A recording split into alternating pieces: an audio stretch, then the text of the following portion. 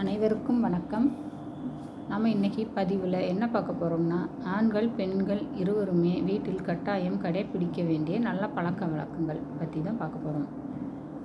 நம் வீட்டில் பெண்கள் சில செயல்களை மறந்தும் கூட செய்யக்கூடாது. ஆண்களும் சில செயல்களை கட்டாயம் செய்யக்கூடாது. அதில் பெண்கள் அதிகம் தெரிந்து கொள்ள வேண்டியது அவசியம். ஒரு பெண் அந்த வீட்டில் என்ன பழக்க வழக்கங்களை கடைப்பிடிக்கின்றாளோ அவளது குடும்பமும் அதையேத்தான் கடைப்பிடிக்கும். ஒரு குடும்பத்தை நல்ல வழியில் நடத்துவது அந்த வீட்டின் பெண்ணின் கையில் தான் உள்ளது. அந்த பெண் செய்யக்கூடாத தவறுகள் என்னென்ன என்பதை பற்றி பார்ப்போம். பெண்கள் வீட்டில் சத்தம் போட்டு பேசக்கூடாது. அதனால் எந்த பயனும் இல்லை. எந்த ஒரு விஷயத்தை மற்றவர்களிடத்தில் கூற வேண்டும் என்றாலும் அமைதியாகத்தான் கூற வேண்டும். சத்தம் போட்டு பேசும்போது நாம் என்ன கூற வருகின்றோமோ அது மற்றவர்களின் காதில் விழாது. அந்த கூச்சல் மட்டும்தான் மற்றவர்களுக்கு கேட்கும். ஆகையால் அமைதியான முறையில் பேச வேண்டும். ஏற்றுக்கொள்பவர்கள் ஏற்றுக்கொள்ளட்டும். ஏற்றுக்கொள்ளாதவர்களிடத்தில் சத்தம் போடுவதால் எந்த பயனும் இல்லை. பெண்கள் தலை சீவிவிட்டு சீப்பில் உள்ள முடியை தரையில் போடக்கூடாது. அந்த முடியானது தரையில் போடும்போது காற்றில் நம் வீட்டில் அங்கும் இங்கும் அலைவது நம் வீட்டிற்கு நல்லதல்ல. நம் வீட்டிற்கு அது தரித்திரத்தை உண்டாக்கும்.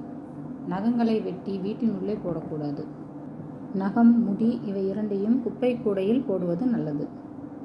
குழப்பத்தினால் ஏற்படும் மன அழுத்தம் காரணமாக பெண்களுக்கு 2 கைகளையும் தலையில் வைத்து பிடித்து கொண்டு சொரியும் பழக்கம் இருப்பவர்களாக இருந்தால் அதை இன்றோடு மாற்றிக்கொள்ளுங்கள்.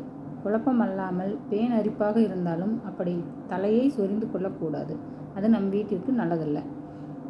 பெண்கள் மன அமைதிக்காகத்தான் கோவிலுக்கு செல்கின்றோம். கோவிலுக்கு சென்று மற்ற பெண்களிடம் வேண்டாத விஷயங்களை பேசுவது, ஒருவரை பற்றி மற்றவர்களை குறை கூறுவது, இப்படிப்பட்ட அனாவசிய பேச்சுக்களை தவிர்க்க வேண்டும். அவரவர் வேண்டுதல்களை மட்டும் கோவிலில் மனதார நினைத்தால் போதும். பெண்கள் கோவிலில் கொடுக்கும் துளசியை தலையில் வைத்து கொள்ளக்கூடாது. மற்றவர்களிடமும் கொடுக்கக்கூடாது. அதை உங்கள் வீட்டு பூஜை அறையில் வைப்பது நல்லது. இது நம் வீட்டிற்கு நன்மை தரும். பெண்கள் கோவிலுக்கு செல்லும்போது அர்ச்சகர் கையில் இருந்துதான் விபூதி வாங்க வேண்டும். மற்றவர்கள் கையில் இருந்து வாங்கி வைத்துக்கொள்ளக்கூடாது. விஷ்ணு கோயிலுக்கு சென்றால் தீர்த்தம் தருவார்கள். அதை நாம் குடித்து விட வேண்டும் அல்லது தலையில் தீர்த்தமாக தெளித்து கொள்ள வேண்டும். பாதி தீர்த்தத்தை தலையில் குடித்து கொண்டு பாதியை தலையில் தீர்த்தமாக விடுவது தவறு. கோவிலில் இறைவனை வழிபடும் போது ஈரத்துணியோடு செல்லக்கூடாது. ஈரத்துணியை நம் கையில் கூட வைத்திருக்கக்கூடாது.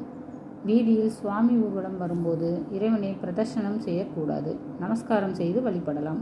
நம் வீட்டு கதவுகளில் துணி போடும் பழக்கத்தை நாம் பின்பற்றக்கூடாது. சில பேர் குளியறை கதவின் மேல் துணியை போட்டு குளிக்கும் பழக்கம் இருந்தால் அதை இன்றோடு விட்டுவிடுங்கள்.